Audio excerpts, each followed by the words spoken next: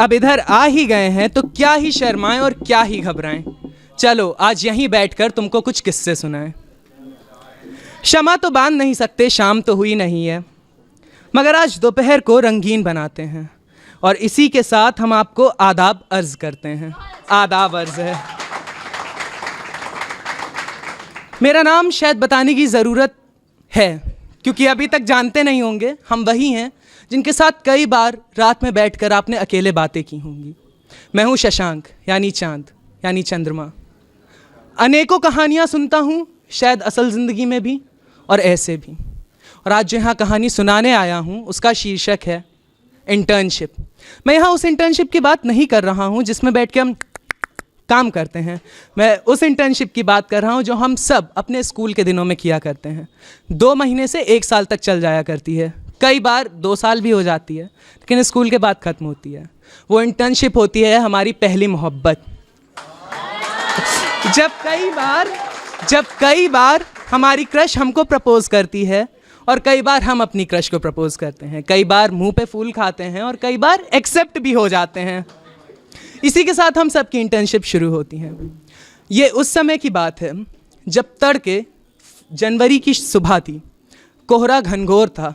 हम अपने कुछ दोस्तों के साथ जा रहे थे बनारस की ट्रिप थी। अब भाई बनारस तो इतना एस्थेटिक नेम ऐसे ही है, शहर भी इतना खूबसूरत, क्या करते।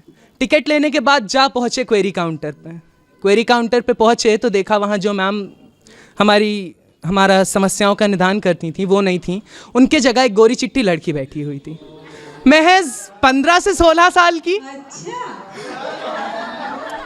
भूरी कंजी आंखें भी थीं और घुंघराले बाल। अब समझो कहर ही ढा दिया था। हमारी उम्र भी कुछ 16-17 थी, महज अंतर 1 ही साल का था।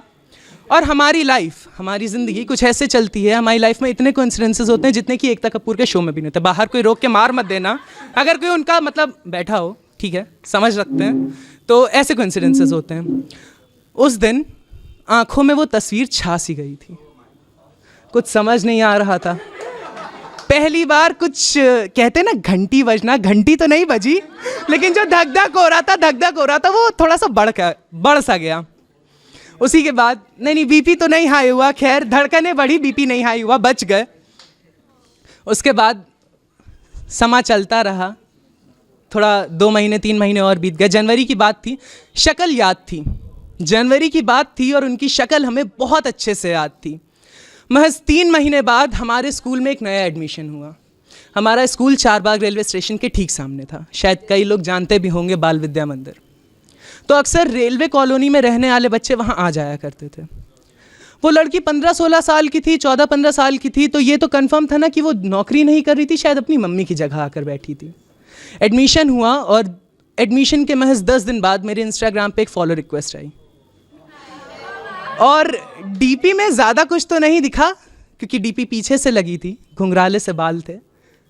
लड़की की आई थी तो भाई हम भी जल्दी फॉलो बैक कर लिए कि चलो कहीं तो नंबर लगा, शक्ल अच्छी नहीं है तो यहीं सही, शायद फोटोग्राफी से इम्प्रेस कर ले जाएं। जल्दी फॉलो बैक कर लिया। 2 दिन बाद स्कूल में मुलाकात हो गई। मुलाकात हुई सामने से तो कुछ फिर वही धड़कनें चालू हुई, तेज़ हुई। देखा तो लड़की वही थी जो वहाँ बैठी हुई थी काउंटर पे सुबह। बात होना शुरू हुई। 10-15 दिन का ही समय लगा था कि अचानक से एक शाम उधर से एक कागज़ की तस्वीर आई जिसमें लिखा था, please don't overreact, I will send you some pictures. कृपा करके बहुत ज़्यादा ओवर रिएक्ट मत करिएगा, मैं कुछ फ़ोटोज़ तुम्हें भेजूँगी। मैंने कहा बिल्कुल भेजो, क्यों नहीं भेजोगी, हम तो बैठे ही हैं, हम तरस रहे हैं बल्कि।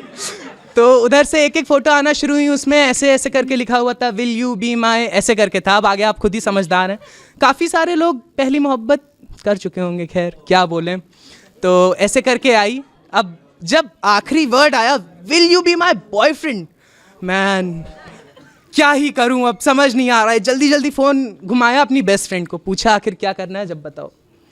अब बेस्ट फ्रेंड तो बेस्ट फ्रेंड ठहरी, जो मन में आए वो कर लो, बस फंसना मत, मैं बचाऊंगी नहीं। ठीक है, ये सब हुआ, कहानी हुई, आगे बढ़ी, फंसे नहीं, एक्सेप्ट किया।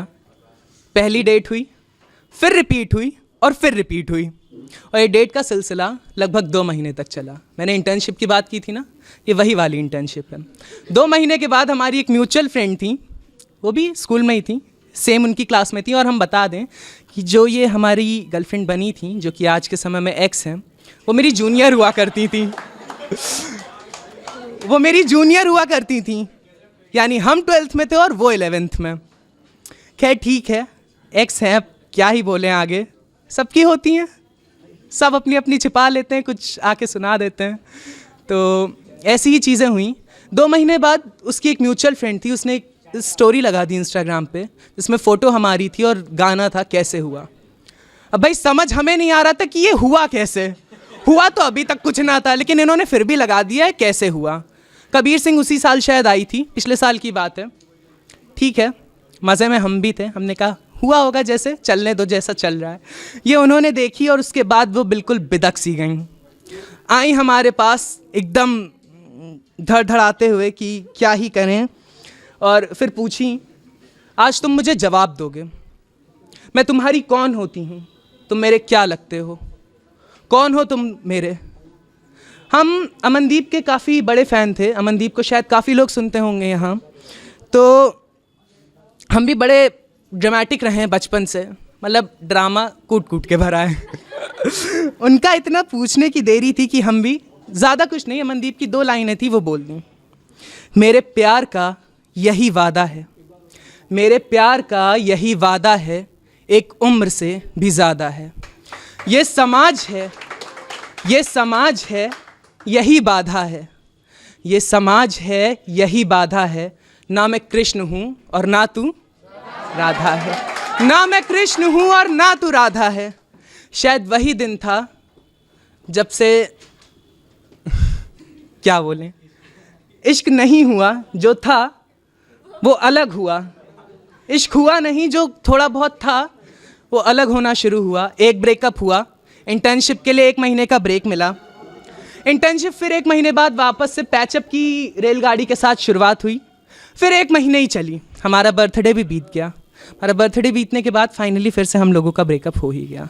अब मैंने इतनी सारी चीज़ें बता दी हैं, अगर कभी आप railway station, Charbagh railway station की बड़ी लाइन से गुजरें और क्वेरी काउंटर पे ऐसी कोई लड़की बैठी हुई मिल जाए जो कि गोरी चिट्टी हो, कंजी भूरी आँखें हों, घुंघराले से बाल हों, तो बस उसे इतना कह देना, उसे इतना कह देना, नाम क्या ही करेंगे जानकर, एक्स हमारी थी। खैर छोड़िए, अब नाम नहीं बताएंगे। अगर हमने इतना प्यारा डिस्क्रिप्शन दे दिया है, गोरा चिट्टा रंग, कंजी भूरी आंखें, घुंघराले से बाल, दुबला पतला शरीर, और क्या ही चाहिए। तो बस अपने अल्फाजों को विराम दूंगा, समय की